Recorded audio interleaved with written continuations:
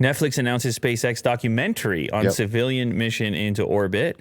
So following up on that last one, the privately chartered flight will be commanded, funded, and led by 38-year-old billionaire Jared Isaacman and aim to support St. Jude Children's Research Hospital. This September, we're all going to space. So they're going to make a Netflix documentary about it?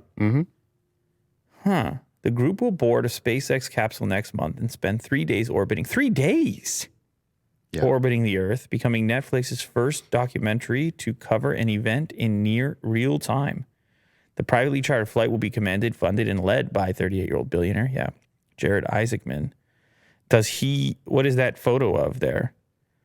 Writing my name on the SpaceX Falcon 9 rocket that will take me and my... So the people that are... This says Dr. Proctor. So it's going to be doctors from St. Jude's Hospital?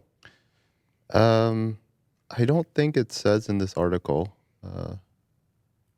Former geoscientist and former NASA candidate. Okay, never mind. Oh, yeah, there you go. Christopher Zimbrowski, a U.S. Air Force veteran, and Haley Arsenault, a doctor's assistant at St. Jude and a childhood cancer survivor. So it's kind of like a group of people selected. I don't know how they were selected to be the ones, but they're civilians. They're not astronauts. And they're led by a crew of astronauts. This is cool. Up there for 3 days is no joke. That's not like that's not the stuff that Bezos and Branson are doing. Yeah, they're staying up there. The group will apparently reach a higher altitude than the International Space Station as they orbit the planet in the SpaceX Dragon capsule dubbed Inspiration 4.